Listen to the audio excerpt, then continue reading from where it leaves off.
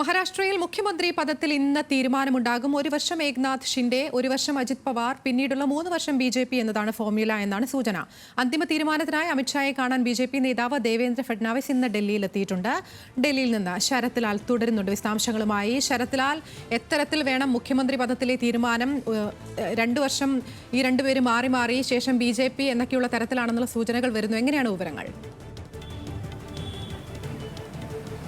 ആതിര, വളരെ കോംപ്ലക്സ്, വളരെ സങ്കീർണമാണ് BJPയിലെ മഹാരാഷ്ട്ര. BJP സംസ്ഥാന നേതൃത്വം ദേവേന്ദ്ര ഫഡ്നാവിസിന് വേണ്ടി ശക്തമായി നിലകൊള്ളുകയാണ്. അത് കേന്ദ്ര നേതൃത്വമാകട്ടെ ഷിൻഡെയെ കൈവിടില്ല എന്നൊരു നിലപാടുമാണ് എടുത്തിരിക്കുന്നത്. ഏതായാലും ഇന്ന് ദേവേന്ദ്ര ഫഡ്നാവിനെ ഇവിടെ വിളിപ്പിച്ചിട്ടുണ്ട് ഡൽഹിയിൽ അമിത്ഷായിട്ടും.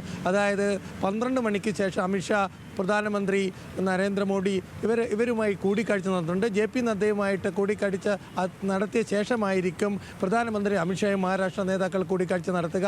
ഏതായാലും BJP നേതൃത്വത്തിൻ്റെ കാര്യത്തിൽ മുഖ്യമന്ത്രി പദം ഷെയർ ചെയ്യണം, അല്ലെങ്കിൽ മുഖ്യമന്ത്രി പദത്തിൽ BJPയെ പോലെ തന്നെ ഷിൻഡെയും അതുപോലെ അജിത് പവാറിനെയും എടുക്കണമെന്നുള്ളൊരു ധാരണ ഇവിടെയുണ്ട്. ഇത് സംബന്ധിച്ച അന്തിമ ചർച്ചകളും ഇന്ന് പൂർത്തിയാകുമെന്ന് നമുക്ക് പറയേണ്ടി വരും. സ്വാഭാവികമായിട്ടും BJPക്ക് സംബന്ധിച്ചോളം BJPക്ക് ഏറ്റവും വലിയ ഒറ്റക്കക്ഷിയാണ്.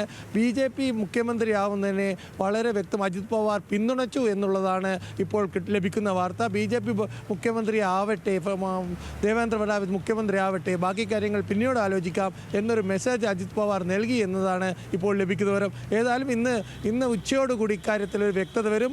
നിലവിൽ നമ്മൾ റിപ്പോർട്ട് ചെയ്തതുപോലെ തന്നെ മുഖ്യമന്ത്രി പദം ഒരു വർഷത്തേക്ക് ഷിൻഡെ വിഭാഗത്തിനും അതിനുശേഷം അജിത് പവാറിനും പിന്നെ 3 വർഷം BJPക്കും എന്നൊരു ഫോർമുലയാണ് ഇപ്പോൾ ഉരുത്തിരിഞ്ഞു വന്നിരിക്കുന്നത്. എന്നാൽ ഇക്കാര്യത്തിൽ സംസ്ഥാന BJP, മഹാരാഷ്ട്ര BJP ഘടകത്തിന് വളരെ ശക്തമായ എതിർപ്പുണ്ട്. ആതിര, ശരി, എന്തായാലും ഇന്ന് അമിത്ഷായുമായുള്ള കൂടിക്കാഴ്ചയ്ക്ക് ശേഷം ഇതുമായി ബന്ധപ്പെട്ട് ഒരു അന്തിമ തീരുമാനം ഉണ്ടാകുമെന്നുള്ളതാണ് കരുതുന്നത്. ശരത് ലാലാണ് വിശദാംശങ്ങൾ നൽകിയത് ഡൽഹിയിൽ നിന്ന്.